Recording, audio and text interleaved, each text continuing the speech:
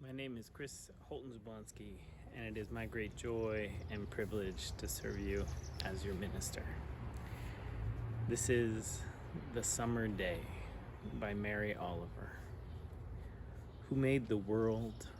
Who made the swan and the black bear? Who made the grasshopper? This grasshopper, I mean.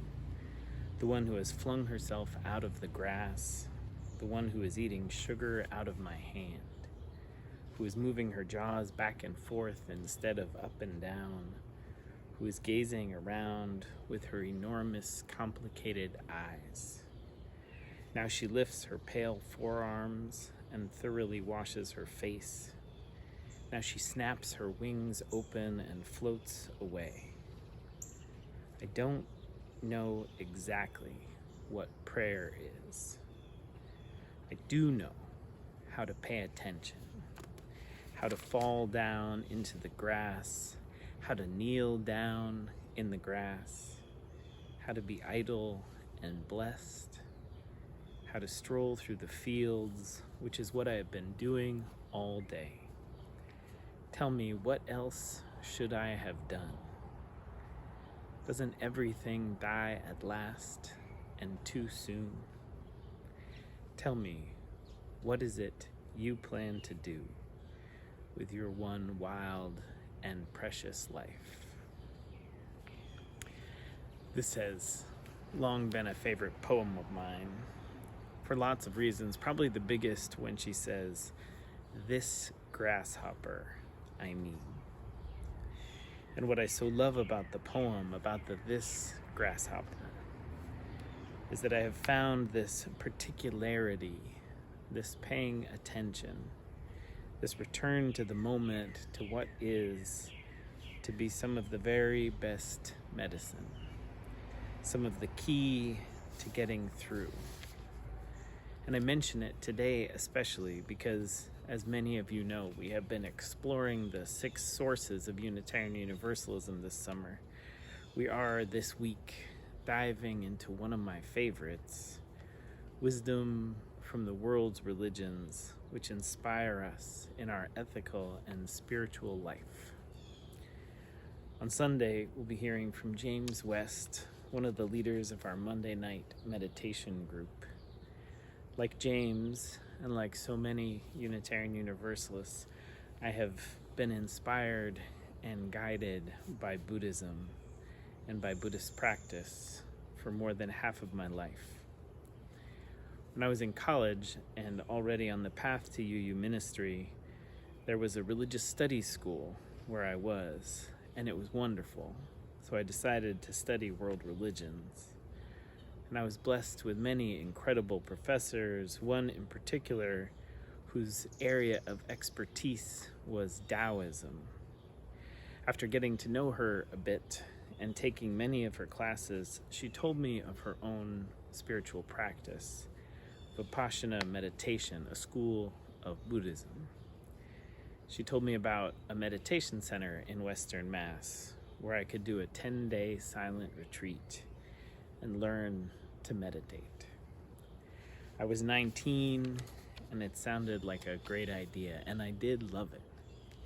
We woke up early before the sunrise, which I love. But one thing burned into my mind when I think back to that time was the tea. There was a simple cafeteria where delicious vegetarian food was served, and twice a day there was a break in which we could go and get tea. And there was one tea which I had never had, but which captivated me and became my favorite. Celestial Seasonings Bengal Spice. It's sweet and spicy, many of the same flavors of chai, but this was before chai was everywhere. I drank it at every meal and at every break, and each sweet cup, there in the midst of all that hard work and learning, each sweet cup, there in the midst of first putting it all down, slowing it all down. Remember, I was 19. with all the raging energy and hormones and creativity and questions of a 19-year-old. And in the midst of it all, I arrived at each cup of tea and drank it, tasted it, experienced it, was there for it. To this day, I love that tea. And every time I taste it, I'm reminded of those moments so long ago. I'm invited into a deeper presence, into a deeper tasting of that next cup in the long lines of cups of delicious tea. And here we are, dear, sweet people, in this bizarre moment, with this uncertain future. Here we are.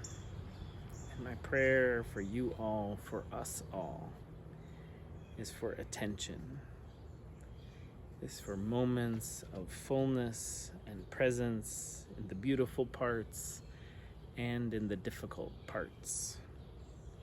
My prayer is that we can experience this water gun fight and this camping and this fearful moment and this stressful moment and this cup of clear, cold water, and this cup of warm, delicious coffee, and this morning light just starting to color my sweet neighborhood, and this bird song and that passing car, and this little thumping sound of my children's footsteps as they awake above me.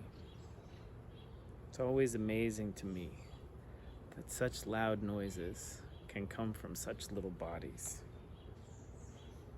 I'll leave you with this, another poem from Mary Oliver. This is Praying. It doesn't have to be the blue iris. It could be weeds in the vacant lot or a few small stones. Just pay attention. Then patch a few words together. Don't try to make them elaborate. This isn't a contest, but the doorway into thanks and silence in which another voice may speak. So much love to you all. Amen.